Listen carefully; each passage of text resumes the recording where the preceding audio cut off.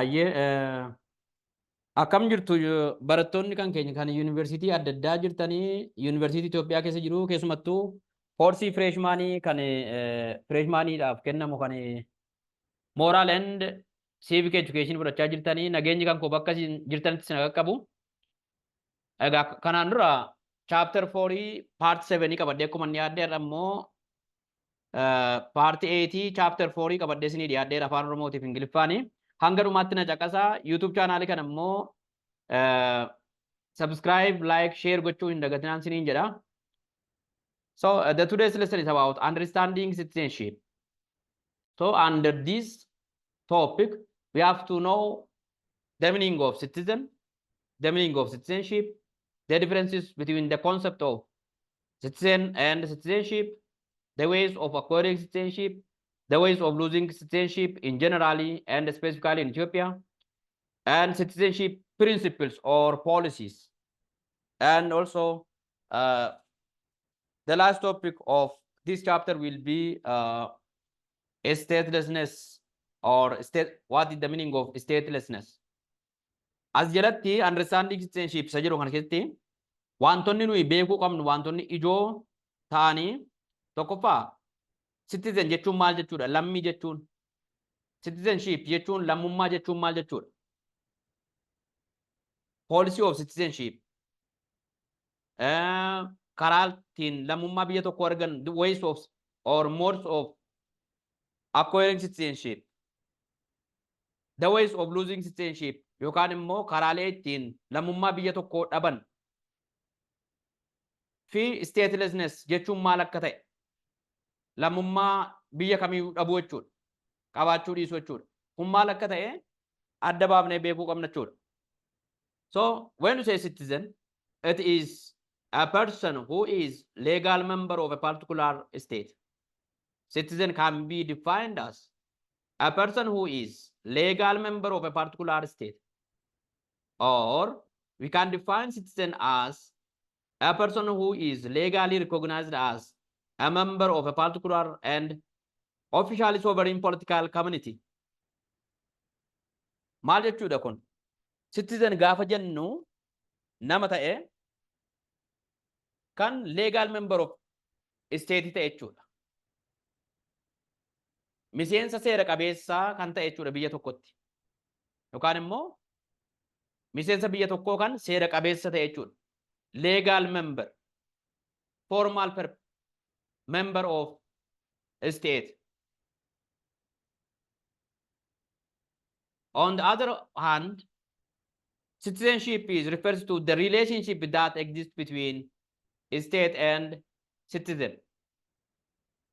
Here, when we talk about citizenship, it's about the relationship that exists between a state and a citizen or a person with citizenship of a given state.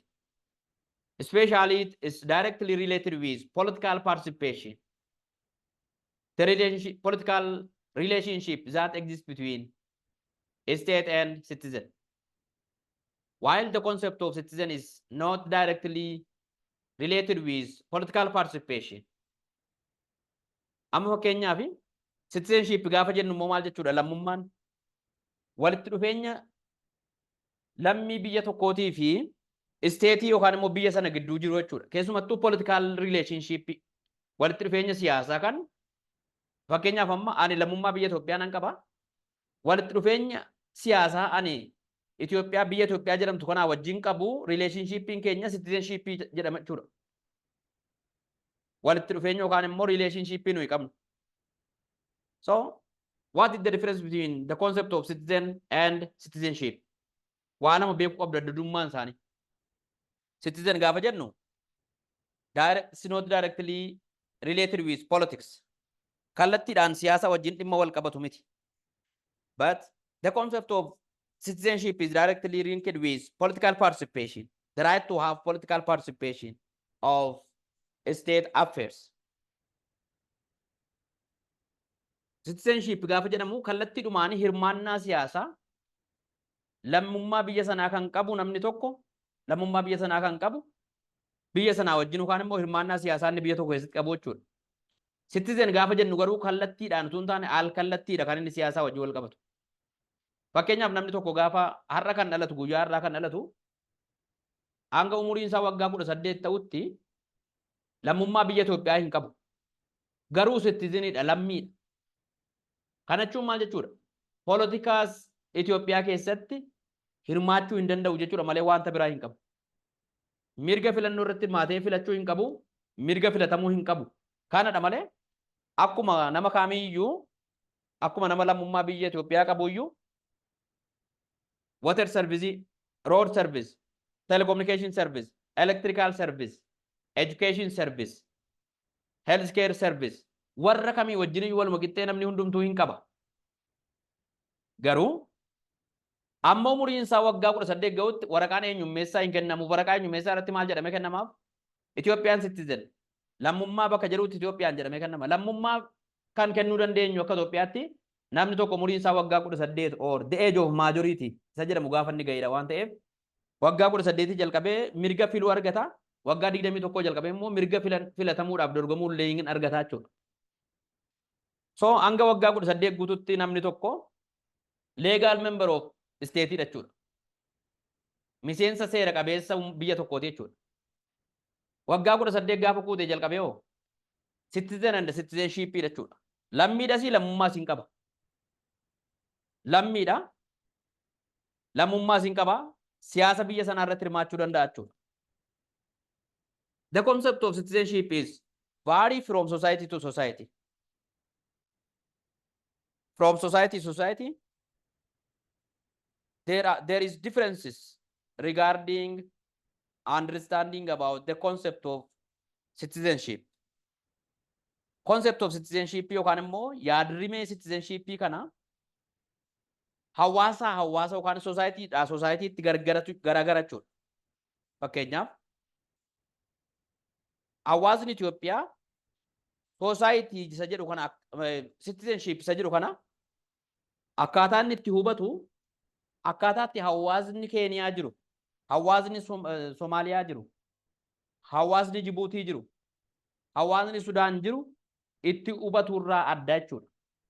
Because understanding about the concept of citizenship is depending on the place where the society live, historical movement of the society, and the political organizations under which the societies are organized. Maal irratti hundaa gaafa sababni fakkeenyaaf hawaasni biyya tokko isa biyya biraarraa fakkeenyaaf hawaasni Keeniyaa jiru hawaasa Itoophiyaa jirurraa akkaataan itti citizenship hubatu garaagari. Sababni isaa maalinni place where the society live bakka ummanni kun jiraatutu gargari. Historical movement of the society, historical background, akkaataan dhufaatiin hawaasa kanaa historical movement isaa yookaan immoo akkaataan dhufaatii isaa seenaan dudduuba hawaasa sanaa gargari. Seenaa adda addaa dabarsee dhufe hawaasi kun. Political organizations. Hawaasni kuni political organization yookaan dhaabbilee siyaasaa adda addaa jalatti gurmaa'ee jira. Ummanni Itoophiyaa political organization adda addaa jalatti ofii isaatii kan uummate jalatti gurmaa'ee jira. Ummanni Somaaliyaa jiru political organization mataa isaa qaba. Ummanni Keeniyaa jiru political organization kan jalatti wal qindeessee yookaan wal gurmeessee jalatti buluu qaba. Kanaafuu akkaataan isaan ittiin concept of citizenship yookaan yaadrimee citizenship itti hubatan kuni gargari jechuudha. Tokko miti jechuudha. However, even if there is differences on the concept of citizenship from society to society, there are common elements such as rights, duties, belongingness, identity, and participation that we can find in all definitions of citizenship. But even if there is differences among the societies regarding understanding or regarding the concept of citizenship, there are common elements that we can find in all societies. Ata uyyuu malee hawaasni tokko hawaasa isa biraarraa akkaataan itti citizenship kana hubatu konseptii isaa hubatu gargar haa ta'u iyyuu malee hawaasa Itoophiyaa birattis hawaasa Keeniyaa bira yoo deemnes, hawaasa Jibuutii bira yoo deemnes, hawaasa Ameerikaa bira yoo deemnes, common elementiin nuyi dhimma citizenship irratti hawaasa biyya adda addaa jiru kanarraa arginu common elementii jira. Hawaasni Keeniyaas, Itoophiyaas, Ameerikaas haa ta'u, Jaappaanis haa ta'u, Jibuutis haa ta'u. Hawaasni hundumtuu waa'ee maalii kaasa citizenshipiin gaafa ka'u rights waan jedhu kaasachuudha. Mirga lammummaa, dirqama lammummaa, belongingness, identity, participation waan jedhamu kana isaan kun common elementii hawaasa kamiin keessatti waa'ee lammummaa gaafa kaafnu hawaasni hundumtuu nuu kaasan yookaan immoo hundumti isaanii lammummaa wajjin wal qabsiisanii nuu kaasanidha jechuudha. Citizenship as status of rights. When we get citizenship of a state, also under citizenship, the right to citizenship, there is rights. Citizenship biyya tokko lammummaa biyya tokko gaafa argannu maaltu jira sitti fakkaate? Mirga waan jedhamu jira.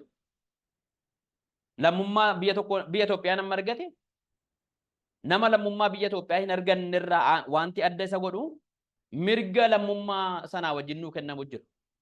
For example, the right to vote, the right to be elected. Mirga filannoo irratti filachuu, mirga filannoo filachuu, mirga filatamu. The right to access to land. Argitanii? Access to land yookaan immoo mirga lafa biyya sanaa irratti fayyadamu, lafa mana itti ijaarsaa argachuu, lafa qotiisaaf argachuu, mirga akkasii qaba namni lammummaa biyya tokko argatu biyya sanatti jechuudha. Kan siyaasaa duwwaa miti. Namni lammummaa biyya sanaa Itoophiyaan arganne hoo mirga lafa Itoophiyaatti fayyadamuu hin qabu jechuudha. Here, the current world political discourse often tends to identify citizenship with rights. Citizenship kana right waan jedhamu wajjin mirga waan jedhamu wajjin walitti hidhachuudha. Current political discourse hin jiru. Siyaasni addunyaa yeroo ammaa jiru kun. Regarding to this, Marshall distinguish three types of rights. Marshall was a scholar and he stated about the concept of citizenship and he found or he classified three types of rights that are found under the concept of citizenship. Marshall namni jedhamu kun scholar-idha. Scholar ta'ee kan waa'ee citizenship lammummaa qoratudha. Lammummaa kana gaafa qoratu maal argate? Mirgoota sadii lammummaa jalatti argate. Yookaan immoo mirgoota lammummaa jiran bakka sadiitti qoode. Civil rights. The rights necessary for the development of individual's liberty. Mirga bilisummaa nama dhuunfaatiif yookaan guddina bilisummaa nama dhuunfaatiif kenname jechuudha. Civil rights. Civil gaafa jennu a person who is free from the power of the government. Aangoo mootummaatiin ala nama ta'e jechuudha. Nama hin aangeffamne jechuudha. Fakkeenyaaf qonnaan bulaa fudhachuu dandeenya, daldalaa fudhachuu dandeenya, civil barsiisaa fudhachuu dandeenya, civil society warra kana jechuudha. Warra kaabinee hin taane, warra aangoo mootummaa hin qabanne jechuudha.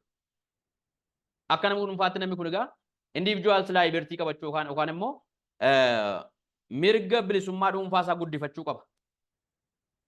Second, Marshall find political rights. A person who gets citizenship of a given state also have the right to participate in the exercise of political power as an elected member or as a voter in the state. Maal jechuudha kun? Political right yookaan mirga siyaasaa.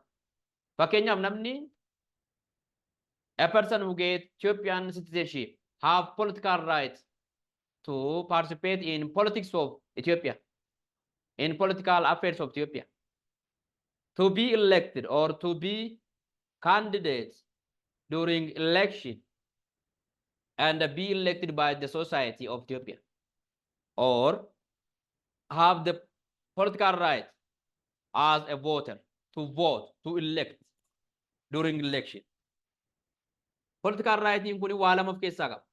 Namni fakkeenyaaf lammummaa biyya Itoophiyaa argate mirga lama argata tokkoffaa maal argata elected member ta'u yookaan immoo political power as elected member political power akkamitti hojiirra yookaan immoo akkamitti itti fayyadamuu danda'a elected member ta'ee dhiyaachuu danda'a during election yeroo filannoo kaadhimamaa filannoo ta'ee dhiyaachuu jechuudha filatamuudhaaf or as a voter yookaan immoo nama filatu ta'ee filannoo irratti filataa ta'ee filatamaa tuun taane filataa ta'ee argamuu danda'a kaadhimamaa tuun taane nama gaafa filannoo dhaqee nama filatu warra kaadhimamtoota filatu ta'ee argamuu danda'a political right akkasii qabachuudha citizenship gaafa argannu social right in citizenship of jalatti qabu maaloodha fakkeenyaaf akka maarshaal kaayetti fakkeenyaaf lammummaa biyya tokkoo gaafa argannu social right walumaa wajjin arganna jechuudha when we get citizenship of a given country also under citizenship there is social right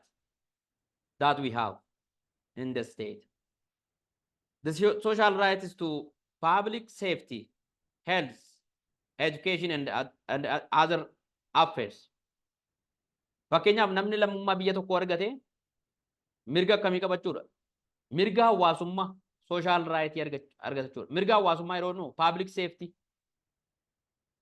safety yookaan immoo nageenya hawaasni tokko safety isaa eegame nageenyi isaa eegame akka jiraatu mootummaan gatii kana godhuu fi mirga akkuma hawaasa tokkootti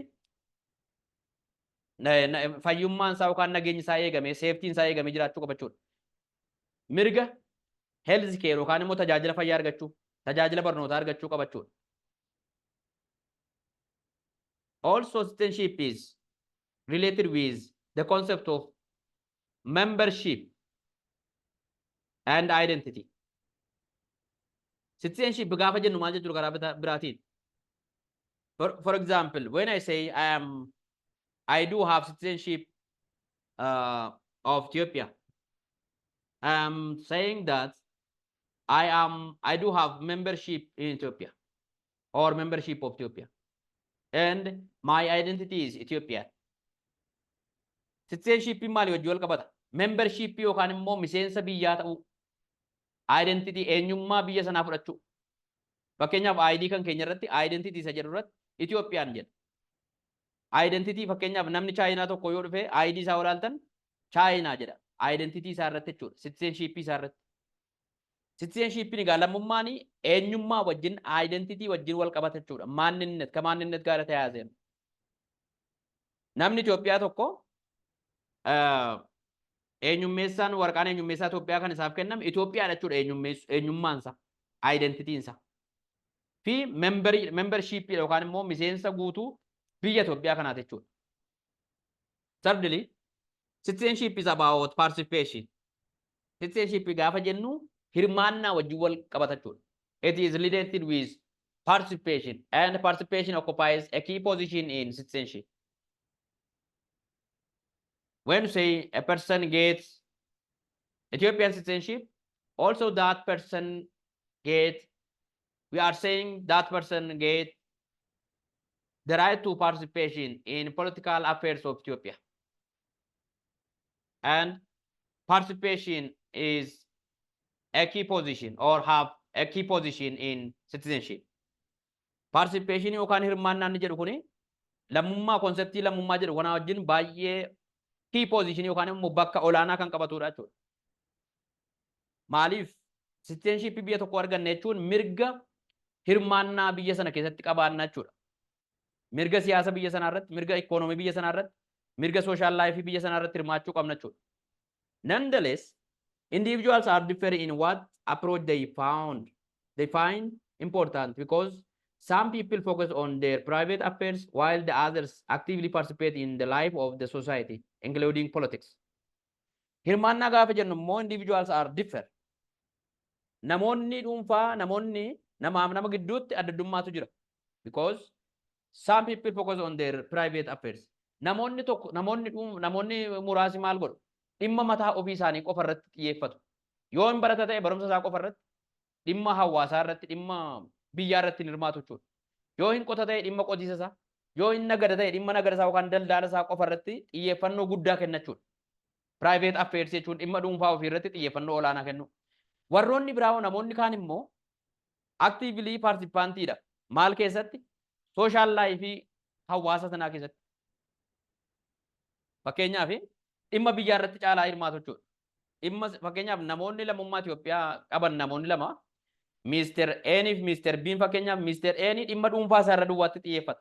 Mr. Biin immoo social life jireenya hawaasummaa uummata Itoophiyaatii fi siyaasa Itoophiyaa keessatti caalaa xiyyeeffata. Xiyyeeffannoon isaa kana irratti malee dhimma dhuunfaa isaa irratti miti. So level of participation in Mr. F, Mr. B wal caalachuudha. Mr. N dhimma ofii isaa irratti caalaa hirmaata. Mr. Biin immoo dhimma hawaasummaa irratti, dhimma Itoophiyaa irratti, dhimma siyaasa biyyattii irratti caalaa hirmaataa jechuudha. So individuals are different in their status of participation. But individuals who have a given country citizenship have the equal right to participate on the politics and other issues of the state. Mirga wal qixxee hirmaachuu isaanii kennamuyyuu sadarkaan hirmaannaa namoota nama gidduutti gargar jechuudha. Citizenship is about inclusion and exclusion. Inclusion haammachuudhaa fi exclusion yookaan immoo keessatti haammachiisuu dhiisuu jechuudha. When say inclusion and exclusion, inclusion ni haammachiisuudha. Exclusion immoo haammachiisuu dhiisuudha. Citizenship gaafa jennu yaada lama of keessatti qaba. For example, all individuals living in a particular state do not necessarily mean that all are citizens or all have citizenship. Namoonni dhuunfaa biyya tokko keessa jiraatan hundumtuu lammummaa biyya sanaa qabu jechuu hin dandeenyu. Because there are non-citizens who are visitors or tourists. Namoonni nuyi non-citizens yookaan immoo non-citizenship warri ta'an jiru. Warri lammummaa biyya tokkoo hin qabne fakkeenyaaf turistiin biyya Itoophiyaa torban lamaaf ji'a tokkoof dhufu lammummaa Itoophiyaa hin qabu. Working in hojjechuu danda'a torban amma dhufutti hamma dhufee as jirutti turizimiidhaaf yookaan immoo dhimma biraatiif hamma dhufutti lammiin biyya Ameerikaa tokko dhufee Itoophiyaa ji'aas waggaas taa'uu danda'a. Hojjechuu danda'a hojiis. Itoophiyaa keessa jiraachuu danda'a. Those foreigners lammiileen biyya laachuudha. Kana jechuun isaan lammummaa biyya Itoophiyaa hin qaban jechuudha. Exclusion inni jennu kun dhimmi siyaasa Itoophiyaa isaan of keessaa baasa jechuudha. Inclusion kan inni godhu kan inni of keessatti hammaa ta'u dhimmi siyaasa Itoophiyaa nuyi warra lammummaa Itoophiyaa qabnu jechuudha. Of keessatti hammata include godhachuudha. Okay? Wantoota akkasii wajjin dhimmoota akkasii wajjin wal qabata jechuudha. Gaafa inclusion, exclusion jennu dhimmoota akkasii wajjin waan wal qabateedha. For example, aliens have the right to life. Inclusion gaafa jennu maal jechuudha? Lammummaan inni jiru kun waan of keessatti hammatu qaba kan waan of keessatti haammanne qaba. Aliens or the foreigners who came from abroad and live in Ethiopia. Namoota biyya alaatii dhufanii Itoophiyaa keessa jiraatan fakkeenyaaf the right to life inumaa wajjin wal qixxee qabu. Mirga lubbuun jiraachuu jechuudha. The right to movement, the right to move from one place to another place. Mirga biyya tokko kan bakka tokko magaalaa tokko kan baadiyyaa tokko bakka biraatti aanaa tokko aanaa biraatti godina tokko godina biraatti mootummaa naannoo tokkooti mootummaa naannoo biraatti mirga socho'uu mirga adeemuu mirga bakka barbaadan dhaquu bakkaa bakkatti socho'uu qabu numaan qixxee jechuudha. Get protection of the law. Aliens or non-Ethiopians, a person with no citizenship of Ethiopia have the right to get protection of the law. Mirga eegumsa seerri eegumsa isaanii godhachuudha. Mirga isaaniif eeggachuudha numaan qixxee. Waruma lammummaa Itoophiyaa qabuun qixxee. While Ethiopian citizens have the right to get access to land. Exclusion isaanii asitti gaha. Excluded lafisaan ta'an lafisaan itti hirmaannaa hin qabaanne asirratti the right to get access to land hin qaban. Mirga lafa argachuu the right to vote isa kana hin qaban. To be elected filatamuudhaaf dorgomuu hin danda'ani. The right to get Ethiopian passport isa kana hin qaban. Isa kana kan qabu eenyu? The right to get access to land, the right to vote, the right to be elected, the right to get Ethiopian passport kan qabu eenyu? A person with Ethiopian citizenship, a person who have Ethiopian citizenship. Nama lammummaa biyya Itoophiyaa qabu duwwaa kana danda'a jechuudha. Warri lammummaa biyya Itoophiyaa hin qabne hoo? Warruma lammummaa biyya Itoophiyaa qabanii wajjin the right to life qabu, the right to movement qabu, get protection of the law isa kana qabu. Maaliin qaban ure? The right to get access to land hin qaban. the right to voting qaban, the right to be elected in qaban, the right to get Ethiopian passporting qaban. Likewise, defending the constitution as well as Ethiopian territory from foreign aggressors are solely the duty of Ethiopian citizens. Lammiileen Itoophiyaa maal qabu? Dirqama biyya Itoophiyaa diinota ishee irraa ittisuu jechuudha. Biyya Itoophiyaa kana dirqama diinota irraa warra Itoophiyaa dhufanii qabachuu barbaadan humnaan cabsanii enemy warra jedhaman jechuudha. Jara kanarraa eeguu dirqama isaa qabna jechuudha. Citizen status is not only restricted to person, but also it is given for organizations and endemic animals.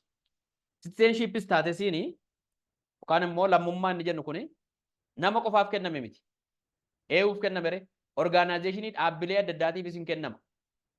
Endemic animals yookaan immoo bineensota biyya keessa jiraatan kan biyya alaatii hin dhufne yookaan hin dhufne jechuudha. Kanuma biyya keessa jiran. Fakkeenyaaf bineensonni biyya Itoophiyaa keessa jiraatan kun endemic animal of Itoophiyaadha. Bineeldonni biyya Itoophiyaa keessa jiraatan jechuudha. Bineensota manaa, bineensota bosona. Biyya kamiin keessa kan jiraatan lammummaa biyya sanaa qabu jechuudha. The term corporate citizenship has been used by different corporations, consultants, and scholars as corporations and private organizations do have the right to make profit and maximize their benefits and have duties like paying tax, protect environment, social responsibility, and helping individuals with disabilities within the state. Corporate citizenship waan jedhamu jira. Corporate citizenship kun eenyuuf kennama? Corporation adda addaatiif. Consultants yookaan immoo namoota bakka biraarraa dhufanii advaayizii adda addaa Itoophiyaadhaaf kennan, gorsa adda addaa kennan. Scholars namoota qorannoo adda addaa gaggeessuudhaaf gara biyyaatti dhufan. Private organization dhaabbilee dhuunfaatiif kan biyya alaarraa dhufaniif hin kennama jechuudha. Isaan maal qabu? The right to make profit. Mirga Itoophiyaa keessatti dhufanii yookaan biyya tokko keessatti dhufanii hojjetanii bu'aa buufachuu qabu. Maximize their benefits. Mirga bu'aa isaanii babal'ifachuu yookaan immoo biizinesii isaanii babal'ifachuu. And also they do have duties. Dirqama siin qabu. Dirqama akkamii qabu? Paying tax, protect environment. Mirga dirqama gibira kaffaluu qabu. Protect environment. Environmentii protect dirqama gochuu qabu. Yookaan immoo environmentii biyyaa eeguu qabu. Social responsibilities hin qabu jechuudha. Yookaan immoo dirqama hawaasummaa. Helping individuals with disabilities. Namoota dhuunfaa kan qaama hir'ina qabanis dirqama gargaaruu dirqama akkasii qabu jechuudha. And the other topic is about theorizing citizenship. Isa kana yeroo itti aanutti walii wajjin ilaallaa. Thank you for today. Galatoomaa ulfaadhaan isiniin jedha. Bakka jirtanitti nagaa naa qabaadhaa. Thank you for staying with me still now. I will come back with the next topic or the next part next time. And still, thank you. Have a good time. Ulfaadhaa galatoomaa yeroo gaarii qabaadhaa. Paartii itti aanu qabadheetan dhufa. Hanga sittuu nagaa naaf ta'an isiniin jedha. Amma sarri deebi'ee YouTube channelii kana subscribe gochuun dagatina, like share gochuun dagatina. Nagaa naa ta'a ulfaadhaan isiniin jedha. Thank you. Kanarraa asumatti hin xumuraa jechuudha.